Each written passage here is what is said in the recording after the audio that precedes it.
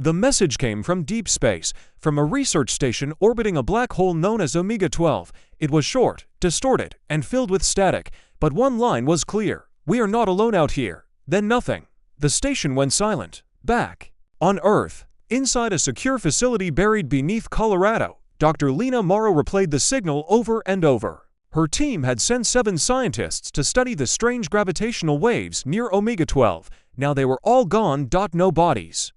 No ship, no debris. Just gone. General Riker stood beside her. Tall, cold, focused. "We lost the entire crew," he said, "and the station's orbit is changing." "How?" she asked. "Something's pulling it in." But slowly, they stared at the data. The black hole was no longer behaving like it should. Its gravity was fluctuating. Like it was breathing. At the edge of Earth's solar system, long-range telescopes picked up something else. Ships. Alien ships. Not coming to attack. Coming to flee. But it was too late. One of them was ripped apart mid-flight, pulled into Omega-12. Like a fish swallowed by the sea.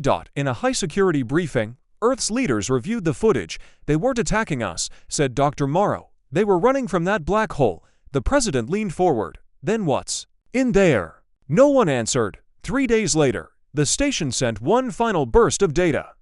A slow, rhythmic pulse, not random. A pattern, a voice. Dr. Morrow listened closely. Her heart sank. It was speaking back from the black hole, and it was speaking in English. The ship was small, dark gray, and built for stealth. Its name was Nightfall. It carried 5 people. Captain Royce, Special Forces, calm and experienced. Dr. Lena Morrow, lead physicist, the one who first heard the signal. Juno Vega, AI pilot and language specialist. Corporal Diaz, weapons expert. Lieutenant Gray, engineer and systems officer. Their mission was simple on paper: reach Omega-12, recover any data, find out what happened to the missing scientists. And if possible, come back alive. As they passed Neptune, Juno turned from her console. "I'm picking up fragments of alien transmissions from the ships we saw earlier," Royce asked. "Not exactly. These are older, like echoes. Some are looping, some are whispering." "Translate." Juno nodded. Her voice changed slightly, repeating one of the clearer phrases: "The dark remembers us. The dark learns." Everyone looked at each other. Dr. Morrow spoke first. "That's not just a signal. That's intent." Royce didn't answer. He stared out the window.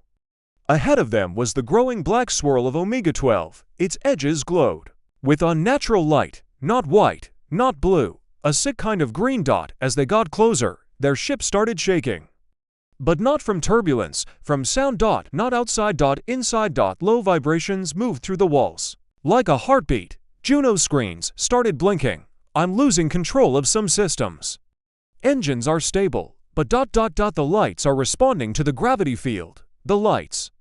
Diaz asked. "They're pulsing, in sync." Gray checked the controls.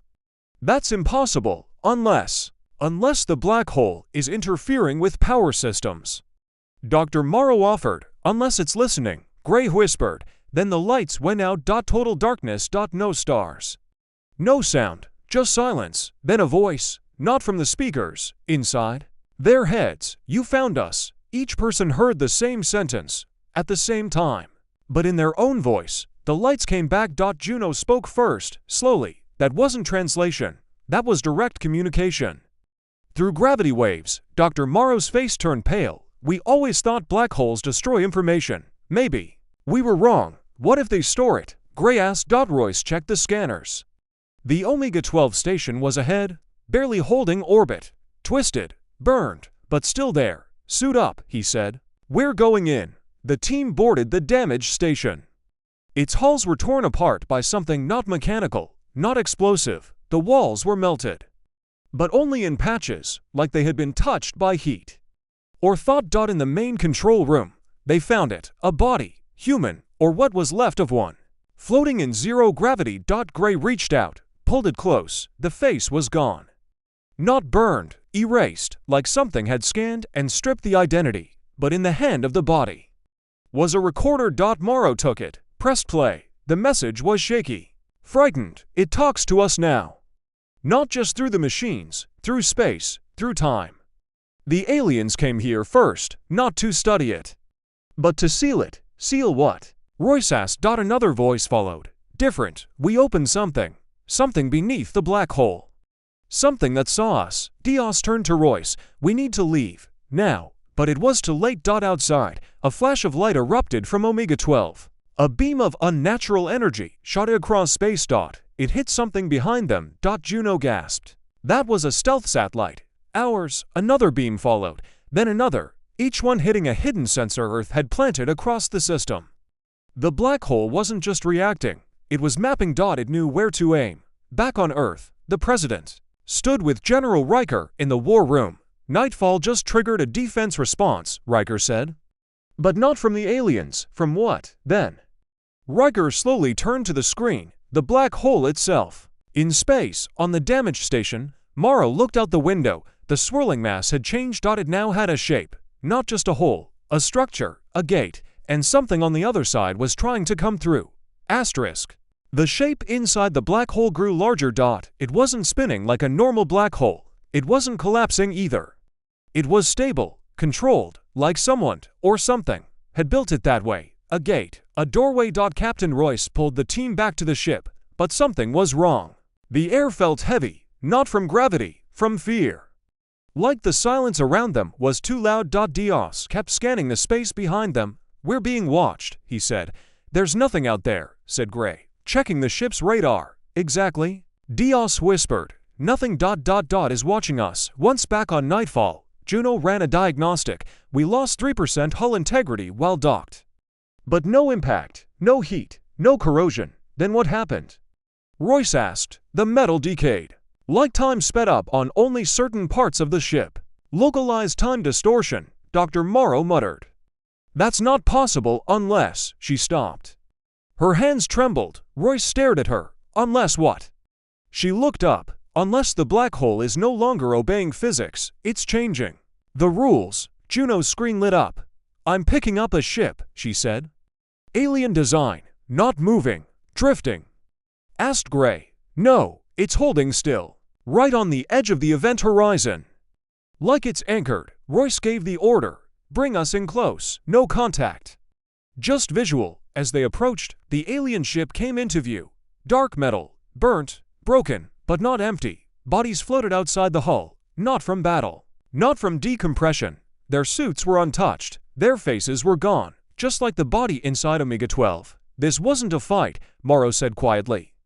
It was extraction. Extraction of what? Their minds. Gray backed away from the screen. Something is pulling thoughts out of living things. Wiping them. Erasing identity. Like it's studying us. Dios locked his rifle. We need to kill this thing. Whatever it is. Royce didn't answer. He looked out the window again.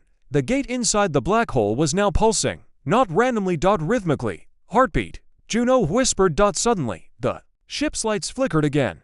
Then, everything stopped. Screens, lights, motion, even the stars. It was like time froze, but they were still aware. Still breathing, still conscious. Then the voices came. Not from speakers. Not in English, but each of them understood. You came too close. You are like them. You will become us. Juno's eyes turned fully white. She stood up slowly.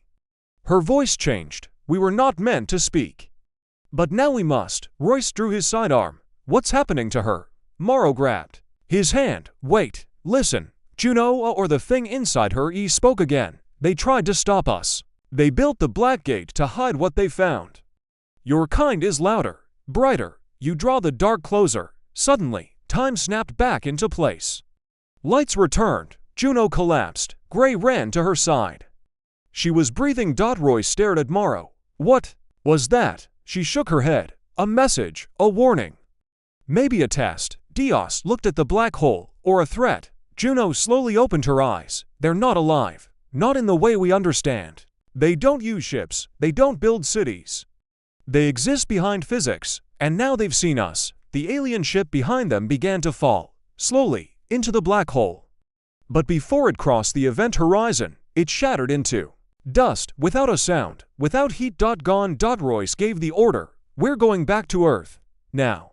But Juno looked up from her console. It's too late. Behind them, the gate opened wider. And something stepped through. It wasn't a ship. It wasn't a being. It was a shadow in space itself. Like the fabric of the universe had torn, and the tear had teeth, the black hole pulsed again, and Earth pulsed back on the surface. Alarms went off in underground bases, satellites malfunctioned. Time on digital clocks shifted by seconds, then by minutes. And in Antarctica, where the Earth's magnetic field is weakest, something broke through the ice. A tall, impossible shape, blacker than night, crawled out into the white snow. It had no eyes, no face, but it remembered. It remembered being called. And now it remembered Earth. In Antarctica, the thing that crawled from the ice stood completely still. No wind moved its shape.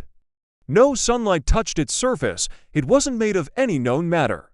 It simply existed, like a shadow that forgot it needed a source. A nearby research outpost picked it up on thermal scans, but when the team went out to investigate, they never returned. Their cameras froze. Their last recorded footage showed a strange distortion in the air, like light bending around nothing.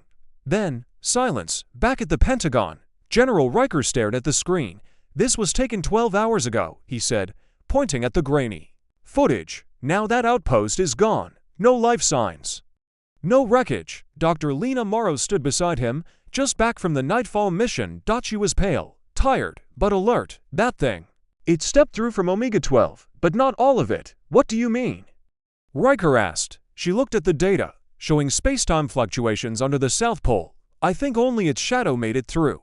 The rest is still on the other side." Riker clenched his jaw. "And this is just the beginning?" She nodded. "It's not invading. It's spreading, like ink in water."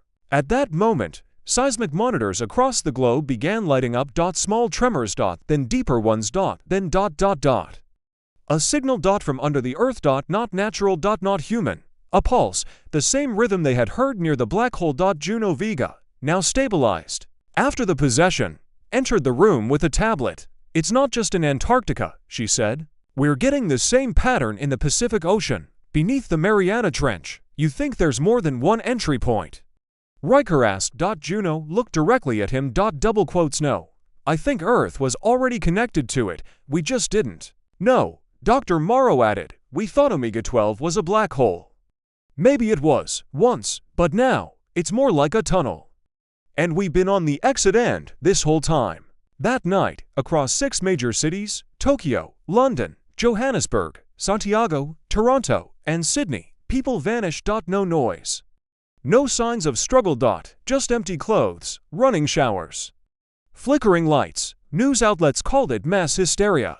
The military knew better. Royce and his Nightfall team were sent to the South Pole under blackout orders. No communication, no exposure. Just investigate and report. As they descended in a stealth transport, thick clouds and magnetic interference made landing almost impossible. Below, the landscape was no longer white. It had turned black, not from ash, not from burn. From growth. A strange, dark substance had spread from the original site. It wasn't alive in the usual sense, but it pulsed.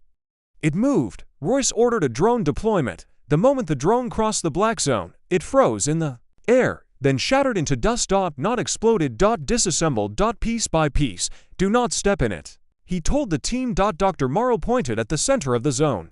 There was a figure standing there. Not the same as before. This one had form, shoulders, arms, a face made of nothing, but shaped like a man. It turned toward them. And smiled. Juno gasped. "That's impossible." Royce turned. "What?" She showed him her screen. "I've seen that face in the data from the original station. That's Dr. Holland, one of the scientists who vanished at Omega-12. Gray looked closer, but he's not human anymore." The figure began walking toward them, not moving its legs, just gliding over the black ground. Its body seemed wrapped in layers of warped space. Dr. Morrow whispered. "He didn't die, he merged with it." The team backed up, rifles raised. Then, the figure spoke, but not with a voice, with their thoughts. "You still believe you are separate? You are not. Earth was always part of us. Now we remember the way back." The air began to vibrate. The snow around them turned to liquid, then rose into the air, as if gravity forgot how to work. The sky above opened slightly, not with clouds, but with stars twisting the wrong way. Royce gave the order, "Fall back, now." As they retreated to the ship, the ground beneath them cracked. Something was pushing up. Not a creature, a structure, massive, circular, covered in markings that looked alien, and yet familiar. Juno scanned them. These symbols, there. In human language, Morrow stared in horror. We didn't build this. Then who did? Gray asked Dot. She looked up at the stars. Maybe we did. But not in this time. From beneath the black ice, a low sound began to rise. Not a scream. A memory. Being spoken. And the earth began to shake. The shaking didn't stop. The Nightfall team barely made it back to their ship. The sky above them had changed. Stars were no longer in the right place. The compass spun wildly. GPS was useless. Captain Royce looked out the window at the dark zone growing across Antarctica. The shape beneath the ice was now fully visible. A massive ring, half buried, glowing with soft blue lines. It looked ancient. Not built. Grown. Dr. Morrow's voice was low. That thing under the ice isn't just a gate. It's a memory, left behind. By something that was here before us. Gray stared at her. You're saying this war already happened? She nodded slowly. And we lost, but we forgot. In orbit, Earth satellites picked up strange distortions in time around the black zones. One photo, taken from a thermal drone above Antarctica, showed the impossible, a city. Not human, covered in shadow, walls bent like glass, towers stretched upward, but broke halfway into mist. But when the satellite took another image 10 seconds later, it was gone. Dr. Morrow explained it to the team. That wasn't an illusion. It was a bleed, a memory of the world before ours. Juno added. Something is reversing time, replaying parts of the past. Not just showing it, pulling it forward. Royce clenched his jaw. If that's true, this isn't just an invasion. It's a reset. That night, the world changed. Overnight, dozens of cities lost power, not from attack, from overload. Devices acted strange, screens turned black, then glowed with strange symbols. People started hearing things, not voices, not sounds, thoughts. You were the echo. You are the unfinished sentence. We wrote this world long before you arrived. All across the globe, people shared dreams of a black city beneath the earth, a spiral gate in the sky. A name they couldn't remember. Then came the disappearances. Not entire towns. Just individuals, one by one. Doctors, soldiers, pilots, scientists, all of them had one thing in common. They had seen or studied deep space. It was as if something was deleting the people who knew too much, erasing history again. In an emergency bunker deep beneath NORAD, General Riker met with Earth's defense leaders. There's a pattern, he said. We found traces of these black zones deep in Earth's crust, fossilized. A scientist across the table added. We dated one to over 90 million years ago. Someone whispered. Before the dinosaurs. No, after. Dr. Morrow joined via video from the Nightfall ship. This isn't a first contact, she said. It's a recontact. They were here before, Riker said. Yes, and they left something behind. A seed. Maybe the black hole wasn't even natural. Maybe it's part of a system, one that activates when a species reaches too far. Juno's voice cut in. And we just reached it. Royce leaned forward. We need to fight back. But Morrow hesitated. How do you fight something that lives in time itself? Same way we always do, Diaz said, loading his weapon. You make it bleed. Back on Earth, the black zones had begun connecting. Across oceans, through fault lines, beneath mountains, a new ring was forming. Around the whole planet, a cage. And from deep below, something enormous was waking. It didn't have a name. It didn't need one. It had existed long before names were invented. But humans would call it the first mind. It was not alien. It was not machine. It was memory made flesh, and it wanted to return. Royce turned to Morrow. What's the plan? She looked at the data coming in. We go to the center, the first impact zone, where the gate is strongest. You want to enter the structure beneath the ice. I don't think we have a choice. Royce nodded. Then we take Nightfall down. We see what's inside. The crew prepared for descent. Outside, the sky pulsed again. Above them, the black hole of Omega-12 burned brighter than ever, but no longer in the sky. It was reflected in the water. In glass. In people's eyes. And as Nightfall dropped toward the ancient ring, a new voice whispered across the earth. The stars remember you. Now you must remember them. The Nightfall ship descended through a storm of static dots. No longer fell in Antarctica. Instead, tiny black flakes floated from the clouds. They weren't made of ash or ice. They were data. Pieces of memory, falling like dust. Captain Royce guided the ship toward the center of the structure. The ring beneath the ice had fully emerged. It stretched over a mile in diameter. A perfect circle of black stone and light, but it wasn't just a structure. It was a live dot. As nightfall landed, the ship's sensors picked up movement below the surface. Not creatures, not machines. Thoughts. Dr. Morrow stared at the screen. We're above something ancient. Not a building, a brain. Buried in the earth. Juno scanned further. It's wired through the crust, connected to fault lines. It's been here longer than human life. Gray checked the logs. There's a tunnel. It opened the moment we arrived. Royce gave the order. Gear up. We're going inside. The team stepped out into a world unlike anything they'd seen. No cold, no wind, just silence. The tunnel spiraled downward, glowing with soft blue light.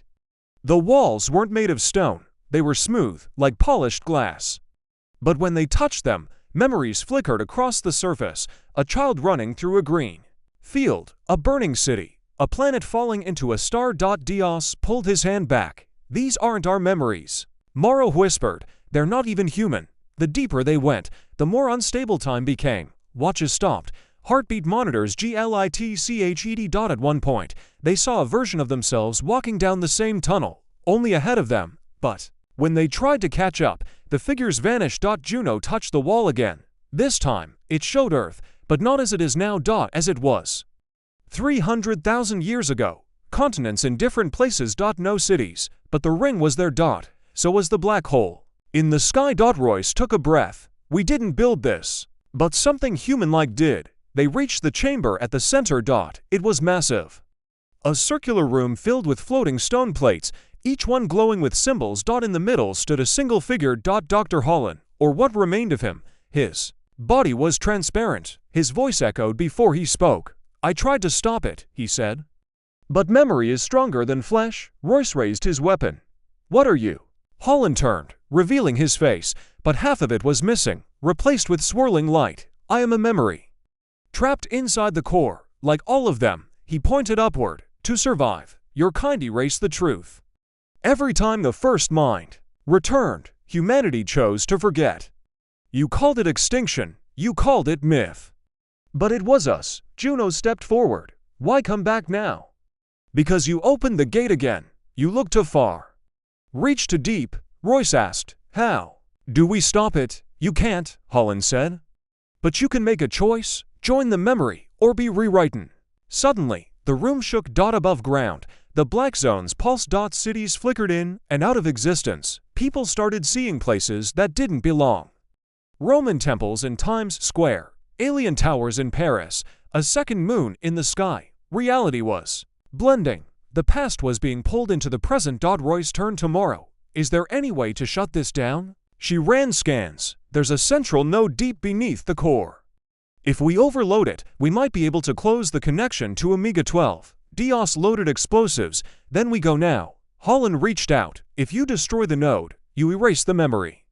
Including me. Royce nodded. We're sorry. Holland smiled. No, you're brave. As the team moved deeper into the chamber, the walls began to fight back. Voices from the past screamed. Illusions of lost family appeared.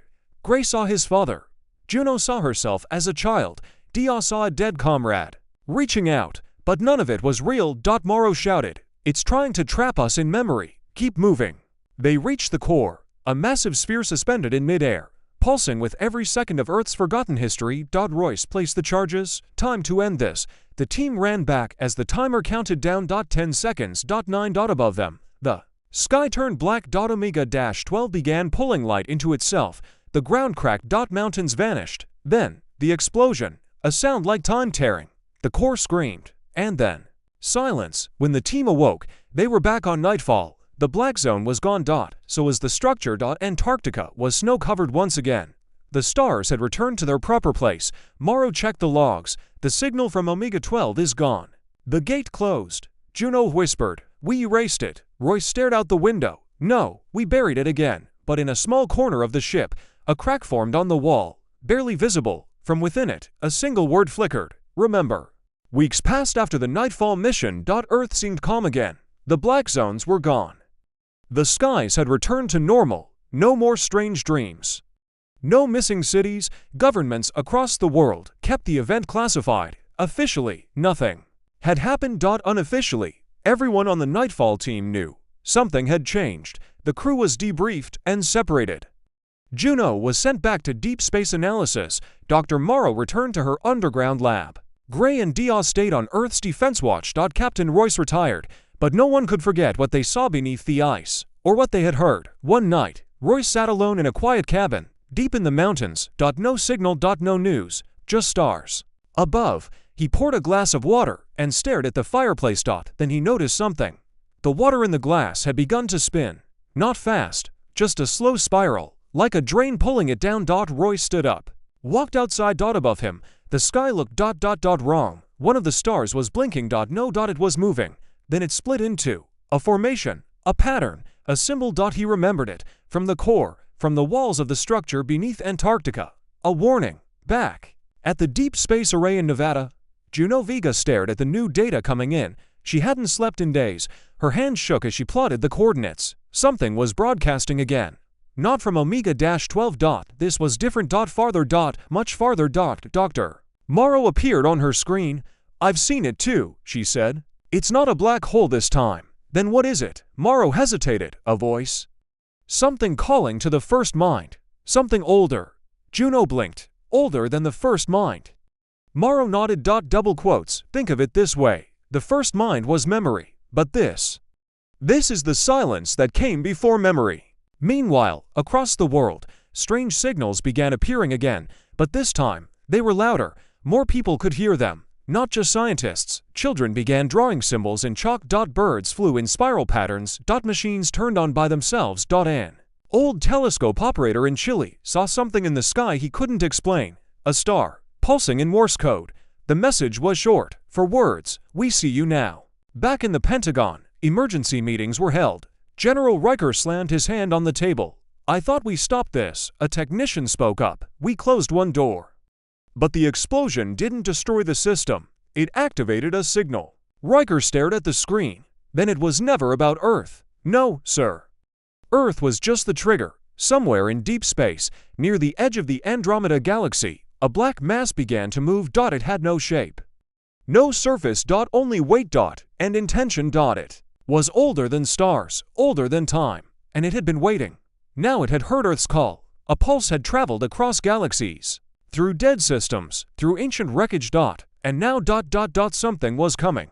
Not to destroy. To harvest. Back on Earth. Royce received a small device in the mail. Unmarked. He opened it. Inside was a simple recording. Dr. Holland's voice, faint, static-filled. If you're hearing this, it means the first mind was only the beginning.